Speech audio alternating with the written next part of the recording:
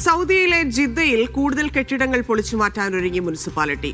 റുവൈസിലെ 1000-ലേറെ തകർന്നു വീഴാൻ സാധ്യതയുള്ള കെട്ടിടങ്ങളാണ് പൊളിച്ചു നീക്കുക. അടുത്ത ചൊവ്വാഴ്ച മുതൽ നടപടികൾ ആരംഭിക്കുമെന്ന് അതോറിറ്റി അറിയിച്ചു. ചൊവ്വാഴ്ച മുതൽ വൈദ്യുതി, വെള്ളമടക്കമുള്ള സേവനങ്ങൾ വിച്ഛേദിച്ചുകൊണ്ടാണ് കെട്ടിടങ്ങൾ നീക്കം ചെയ്യാൻ ആരംഭിക്കുക. തകർച്ചാ ഭീഷണി കണക്കിലെടുത്താണ് കെട്ടിടങ്ങൾ പൊളിച്ചു മാറ്റുന്നത്. ജിദ്ദ, റുവൈസിലെ 1011 കെട്ടിടങ്ങൾ ഇത്തരത്തിൽ പൊളിച്ചു നീക്കുവാനുള്ള മുന്നറിയിപ്പ് നഗരസഭ നൽകി കഴിഞ്ഞു. നേരത്തെ കെട്ടിട ഉടമകൾക്ക് ചട്ടങ്ങൾ വ്യക്തമാക്കിയതിനു ശേഷം നിശ്ചിത ഗ്രേസ് പീരീഡും അനുവദിച്ചു.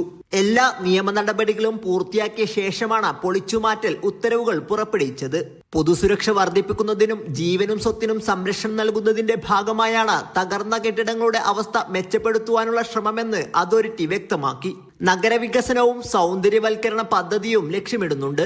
പൊതുസുരക്ഷയ്ക്ക് അപകടമുണ്ടാക്കുന്ന കൂടുതൽ കെട്ടിടങ്ങൾ നിരീക്ഷിച്ചു വരികയാണെന്നും മുനിസിപ്പാലിറ്റി അറിയിച്ചു. Sabith Saleem, media 1, Jeddah.